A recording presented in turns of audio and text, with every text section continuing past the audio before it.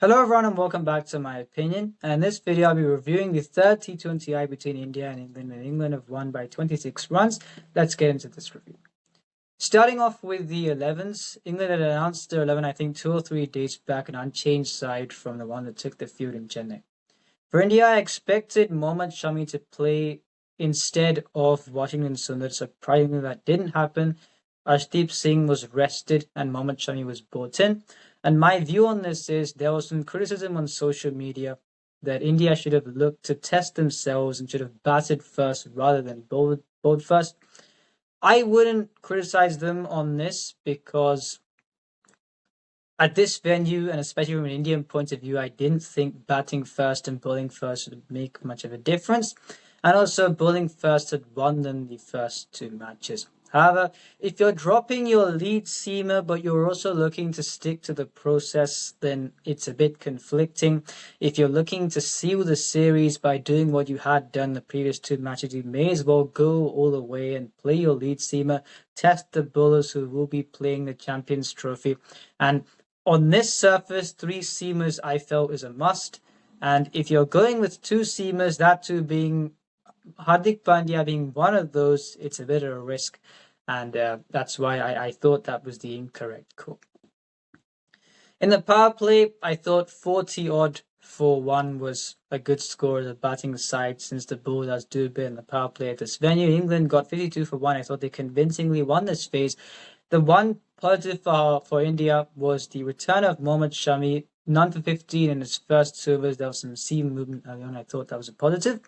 And the 1 wicket to fall was that of Phil Salt, a wide delivery that he looked to hit over the extra cover fielder. He couldn't get it over the fielder and the catch was taken and the wicket was awarded to, well, Hardik Pandya took the wicket. Now, on Hardik Pandya's bowling, I've seen this for a while where in IPL 2022, when there was such a backdrop about his return to playing competitive cricket, where there was an injury cloud from before, whether he'd played the T20 World Cup or not being fit.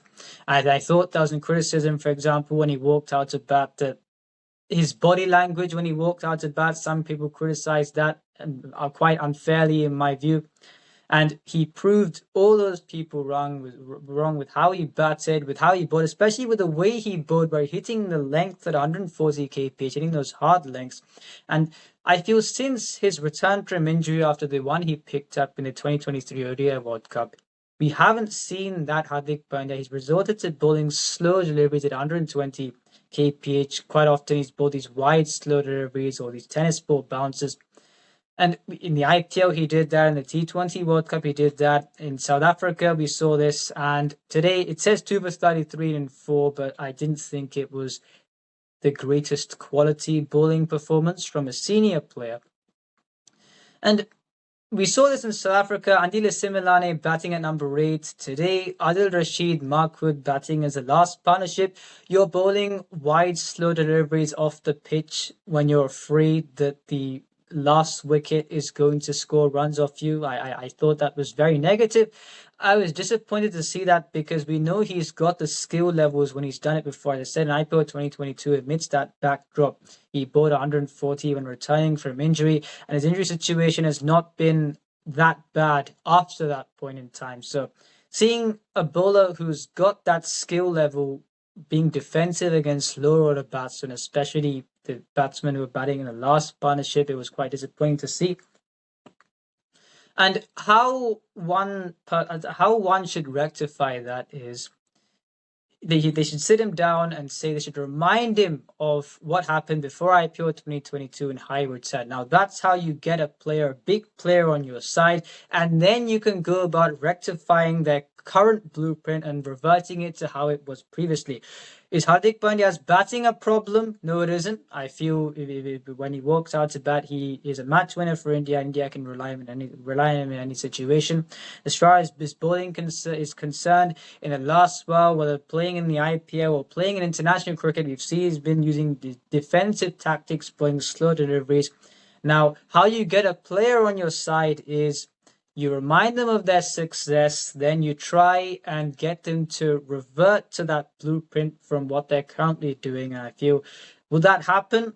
They don't seem to correct technical flaws. They don't seem to correct thinking patterns. And so I don't think that would be done for a player like Hardik Pandya, who's a big player. They'll say back your skills, back your strengths, but that is not the correct way to go in my opinion.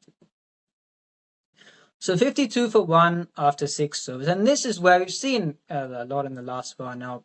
The game sense held by these English players is found wanting. And I'm saying this because Ben Duckett, 51 of 28. He was batting very well. And I thought if England were 80 for 2 at the 10 over phase, they would have won that phase as well. There are 3 fielders out on the boundary in the leg side. What did he do in the last ball, the 10 over? He gives catching practice to the deep mid-wicket fielder. And you've got a player like Josh Butler, who in the first match, 68 of 44. In this match, he struggled his way to 24 of 22.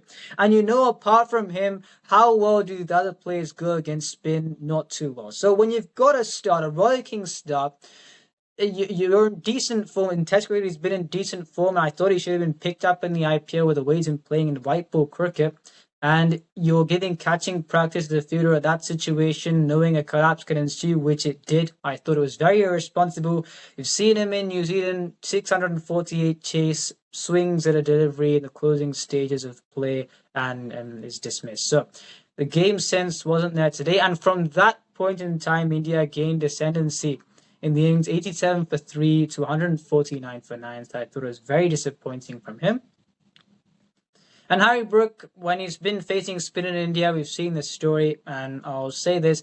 If he doesn't do well for the Delhi Capitals in this season's IPL, he should not put his name down to play in the IPL. I think the techniques he has employed against spin has been very disappointing. A lot of the time getting bowled to straight deliveries as he did in the first 2 matches, and in this case the ball turned in, he was dismissed. So I thought it was expectedly, but once again, very poor from him. And as I said, if he fails in the IPL, he should not put his name down in the auction list for future seasons. Liam Livingstone surprisingly scored today. He hasn't scored for a long while. 43 of 24. He gave that impetus. When will he do so again? We don't know.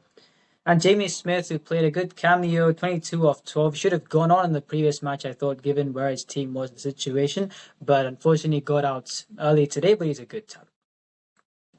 And from an Indian point of view, we saw in the previous match, and I put out a tweet saying, people will say this is a very good bowling performance, but this is the reason why, well, one of the reasons why India don't win ICC trophies, because if you told me before the start of play in Chennai, when you're playing 4 spinners, England would be 8 wickets down in 17 overs and would still score at above 8 and over 144 for 8 and 17.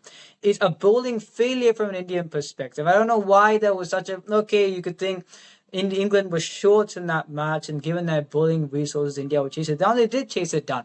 But it's a bowling failure if you've got a batting lineup that on a surface where, yes, it does assist spinners, but did it assist spinners as much as Chennai since it has been relayed? No, it doesn't. If you've got a stage where they're dismissed for a low score there, why are you letting them score more at a higher rate when you've got 4 spinners? It's a bowling failure. In this case, 149 for 9, and you're letting them, the last wicket partnership, get to 171, which I thought was 10 runs under par at this venue. It's a bowling failure. And part of that, because you've got a lead seamer in Hardik Pandya bowling slow, wide deliveries off the pitch to the last wicket pair, which I don't understand. When you've got the skill levels to do something different, to optimize your performance, why you bowling deliveries in fear of what the lower order batsmen are going to do. I thought it was very disappointing to see.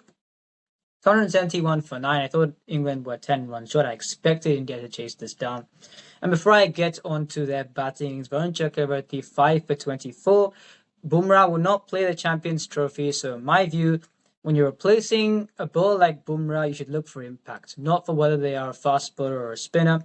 In terms of impact, there's no one in India who can create the impact that Chakravarti is creating now. Therefore, he should be Bumrah's replacement. Now, how you should link that in with Hardik Pandya is that you should say, right, we know what you can do, but you're doing this now. whether Chakravarti is a fast bowler or a spinner, it's not part of the question. If the impact is what is important, as I said. But on paper, if you want to play 3 seamers and 3 spinners, then Hardik Pandya has got to be bowling at least 135 plus regularly, hitting that hard length. Then you've got Ashdeep, Shami, Hardik Pandya, Chakravarti, Kuldeep, and Akshar. It's a fantastic attack. They've got to convince Hardik Pandya to do that. But given the expertise they've demonstrated, the lack of expertise they've demonstrated in correcting players' techniques biomechanically or the mental conditioning side, I doubt they will sit down with Hardik Pandya and tell him these things, but I'll keep saying that they have to do it. Now for India's batting innings, I want to say this. A lot of people may disagree with me because they've scored good knocks, big knocks a few times, but Abhishek Sharma, Sanju Samson, with the approach that they take, will it consistently pay off? No, it won't. They are the most talented T20 opening combination in India by a mile. There is no one close to the ability that they possess and what they can do on their day. But more often than not, would you get the result? No, you won't. And if you want to win ICC trophies, if you want to defend a T20 World Cup at home, will you win if you don't know what you get from an opener on a given day? No, you won't. So, which is why both those two should be dropped. The first choice opener should be Yashasvi Jaiswal and Virat Kohli. Yashasvi Jaiswal also is an aggressive player, but he's got the ability to be consistent. Now, he's not someone who looks to slog at every ball. With a shot selection, I feel is much better than both Samson and Abhishek Sharma. So he should be one of the openers. Secondly, Raj Gaikwad, he may get a rollicking start on the odd day because of the confidence. He may get a 19 of 10 start because of confidence, but he'll play second fiddle to Jaiswal. And with those two, if those two play well, will it be fireworks as much as Samson and Abhishek Sharma? No. As I've said, they are the most talented opening partnership in India in this format. But on a consistent basis, would you get a platform for the others? Another consistent player in Tilak Verma to feed off that. Will you get that platform? Yes, you will, which is why they should be the opening combination. They're backing these two a lot, but I feel at some point when you're seeing with the approach that you don't know what you're going to get, the decision has to be made. And Abhishek Sharma, after going well in this innings, once again gives his wicket away. A very good catch by Jofra Archer, but 31 for 2, an unnecessary dismissal once again. And before I progress on Sanju Samson, people say if someone bowls high pace, I'd say him a short delivery, cramping up room, he gets out. And I'll say this, he plays high pace much better than Hardik Pandya. But what did we see Hardik Pandya do today against Mark Wood when the ball was bowled into his rib? He played a flick shot and it went for 6 over mid-wicket. Yes, it was a different match situation. By the time he walked out to bat, I thought the game was done, especially when 4 wickets were down. But especially I thought when 3 wickets were down, England were getting close to winning the match, and I'll say why in a bit. But you saw the way he adapted to a weakness that's a greater weakness of his than what it... I don't think it is a weakness for Sanju Samson. I just thought he's been getting out too hard during this series. So I feel the reason why we've seen one person being dismissed and the other person managing is because of virtue. I feel Hardik Pandya is not someone who looks to slog every ball. He's a very responsible cricketer. With all the talent that Sanju Samson has, if he doesn't get that restraint in his game, we've seen him score hundreds in ODI cricket at number 3 in South Africa, and you can't be an ordinary player to do that. But if he doesn't get that restraint in, then we may see a few innings here and there, but we won't see this kind of play go on as he should do. So where I thought England really got close to winning the match was if it was 48 for 2 at the end of the power play rather than 48 for 3. And for some reason, I don't know why they put Liam Livingstone on ahead of Adil Rashid as if he dismissed Indian players. 1 over 11 runs. If it was 59 for 2 rather than 59 for 3, then the match would have been over. India would have won this match. It would have been 3-0. From a psychological perspective, Suryakumar Yadav, the ball was bowled straight at him. The bat face turned and he tried to play the shot over fine leg. And the catch was taken by Phil. So at 48 for 3, that was the point at which England gained the ascendancy. And Tilak Verma, yes, the ball turned, but I thought he should have played it better, but then again, he's been playing without being dismissed in the last while. He won India the match the previous time around, so he can have an off day. He's going very well for his 18. Unfortunately, he got dismissed. Now, 68 for 4, the game is buried, but 48 for 3 is when England gained the ascendancy. If that wicket didn't fall, India would have won. And on Washington Sundar's inclusion, it was the wrong decision to send him out ahead of Akshar Patel and Dhruv Jurel when Akshar Patel is a player who can provide the impetus against spin and pace, and that is his role in the side as a batsman. Dhruv Jurel is included in this team as a finisher.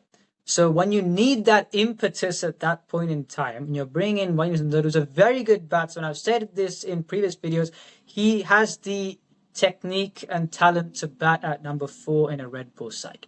However, is he that power hitter straight away? You can walk out straight away, give an impetus against the spinners like Akshar Patel can do? I wouldn't say so. And 6 of 15. If you gave those 15 deliveries to Hardik Pandya and Akshar Patel, then at least the deficit may have been reduced, or India would have got. They would have been on the cards to win this match. So I thought that was a very big strategical error there. I don't know why they did it. And if you're looking at his involvement in all 3 formats, in the Border Gavaskar Trophy, they didn't bowl him. They batted him at number 8. In this case, you're batting him in the wrong positions. You're not bowling him.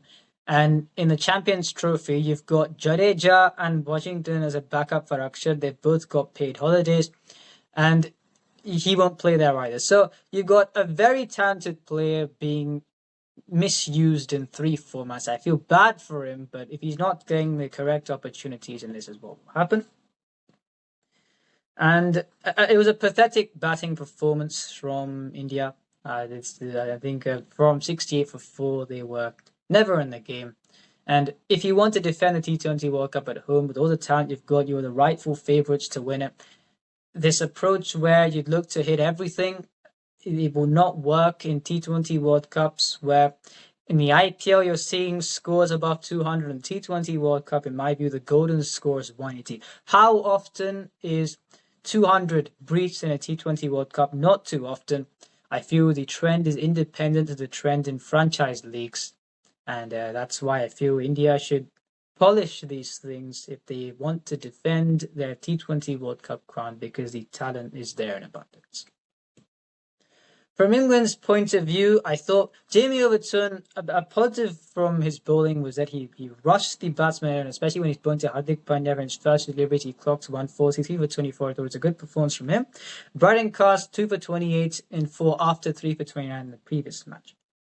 And I'll say this may be controversial. A lot of people may not agree with what I'm going to say, but the last time Mark Wood bowled well in a white ball match was when I was in Year 11 and my GCSE had just been finished. I was doing the 2019 ODI World Cup. Since then, what has he done in white ball cricket, in internationals, and in the IPL? He's done absolutely nothing.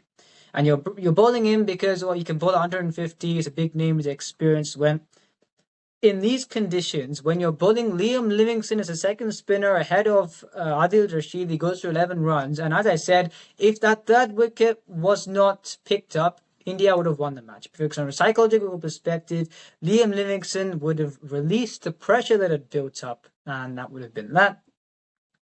In my view, if Jamie Overton and Brighton Cast can build on their performances, then you got 3 seamers: Jofra Archer, Jamie Overton, Brighton Cast, and in place of Mark Wood, you can play Rehan Ahmed. Now, if he improves, is he going to go at 10 and over every match? No, he may go at that at times at the start, especially against these Indian players who I feel in white ball cricket, you could say what you want about red ball cricket, and white ball cricket, they still are the best players of spin in the world.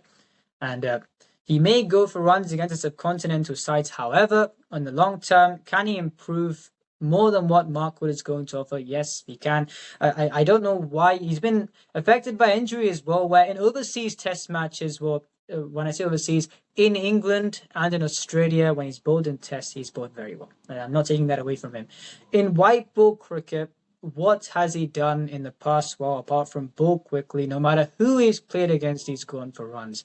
And there's a point when you've got to think, right, you've got Jamie Overton and Brighton Cast, who, if they give less runs, can bat as well. This side likes batting depth. So when you've got bowlers who can, if they improve, go for less runs and give that batting depth and maybe less injury prone than Mark Wood. Don't know why they're persisting with him just because he bowled 150 and he's a big name, because there's honestly been no trajectory in terms of improvement in the last while. Teams, whenever he's bowled, they've taken 10 runs over for fun. So in my view, maybe controversial, they should move on from Mark Wood in white ball cricket.